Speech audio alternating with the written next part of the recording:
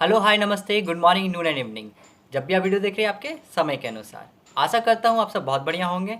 मैं अनुज कुमार आप सबका स्वागत करता हूँ आपके अपने इंफरटेनमेंट चैनल सिक्का। जैसे कि लास्ट वीडियो में एपिसोड 3, 4, 5 में हमने सिक्कों के संक्षिप्त इतिहास को देखा था। वहीं आने वाले वीडियो में हम इतिहास, भारत के इतिहास और विश्व के इतिहास को देखेंगे। आज की वीडियो में हम इतिहास की हिस्ट्री के बारे में जानेंगे। क्या है इतिहास, किसे कहेंगे इतिहास, चलिए जानते हैं इनके बारे में।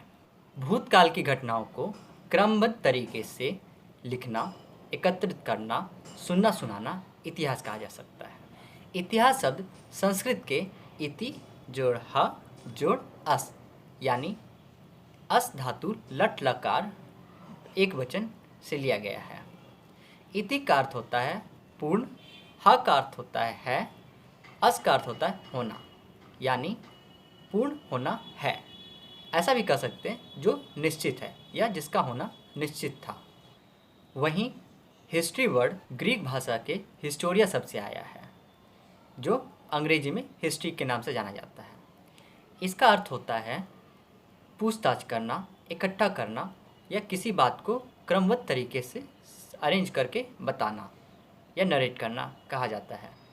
भारत में इतिहास कहाँ से शुरू हुई यह बताना तो बड़ा कठिन काम है, क्योंकि इसका कोई प्रमाण नहीं है। लेकिन हमारे इतिहास फादर ऑफ हिस्ट्री ग्रीक के हेरोडोटस को माना जाता है, जिन्होंने द हिस्टोरीज 430 बीसी में इसकी रचना की थी। इन्हें यह खिताब रोम के फिलोसफर सिसरो ने 78 बीसी में दिया था। लेकिन आज हम इन्हें फादर ऑफ एंशिएंट हिस्ट्री के नाम से जानते हैं। लेकिन हेरोडोटस को फादर ऑफ लाइज भी माना जाता है।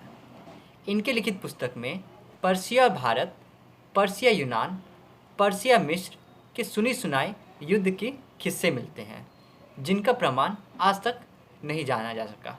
A German historian, Leopold von Rankin, he was also known as father of modern history. He said, "We is eigentlich gewesen, mean how it really was." यानी जैसा था वैसा ही कहना इतिहास है। वहीं ब्रिटिश हिस्टोरियन E.S. कैरी ने बहुत ही खूब कहा है, history is an unended dialogues between past and future.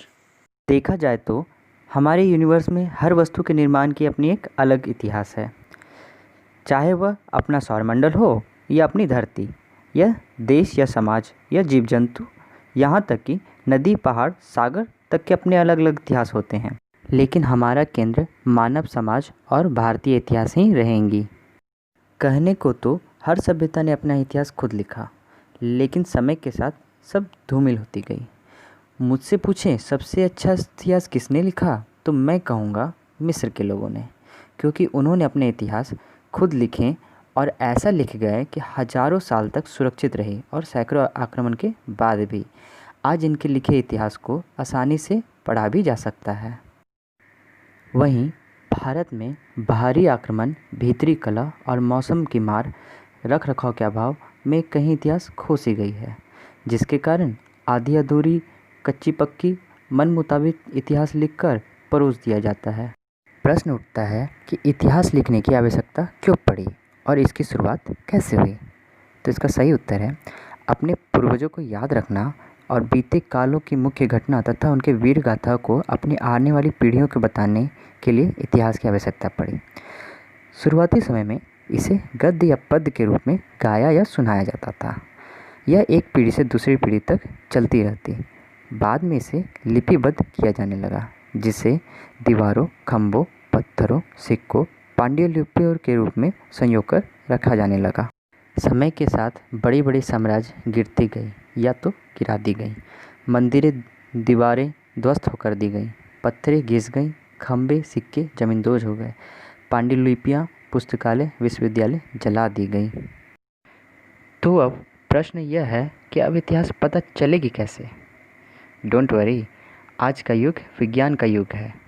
आज इतिहास की जांच पड़ताल साइंस की मदद से की जा सकती है, जिसमें रेडियो कार्बन डेटिंग और डीएनए टेस्ट जैसे मेथड शामिल हैं। वैसे इतिहास का अनुमान पुरातात्विक सर्वेक्षण से भी लगाया जा सकता है, जैसे fossil, inscription, monument, coin currency, status, literature source और डिस्क्रिप्शन ऑफ फॉरेन ट्रैवल शामिल है। चलिए चलते हैं आज के बोनस फैक्ट की ओर। आज 14 सितंबर यानी हिंदी दिवस है। हिंदी भारत की राज्य भाषा है। यह संस्कृत से निकली एक क्षेत्रीय भाषा है जो अपनी सरलता के कारण भारतीय प्रायद्वीप में बढ़ती चली गई। यह 52 अक्षरों के उच्चारण में सटीक, सरल और सुभाषीय भाषा है। आज विश्व में बोली जाने वाली भाषाओं में इंग्लिश और मैंड्रिन के बाद तीसरे नंबर की भाषा हिंदी है। पूरी दुनिया में 61.5 करोड़ हिंदी भाषी रहते हैं। भारत की यह एक मुख्य भाषा है। 14 सितंबर 1949 को इंडियन कॉन्स्टिट्यूशन में आर्टिकल 343 में इसे राजभाषा की दर्जा दिया गया है। इसी कारण 14 सितंबर को हम हिंदी दिवस के रूप में मनाते हैं।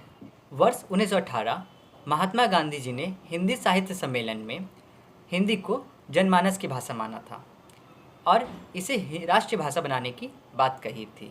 वहीं काका कालेश्वर, गोविंद शर्मा, हजारी प्रसाद द्विवेदी व हरि सिंह गोविंद दास जैसे साहित्यकार अथाग प्रयास किए, लेकिन दुखद बात यह रही कि भारत की राष्ट्रीय भाषा का दर्जा आज भी इसे नहीं दिया जा सका।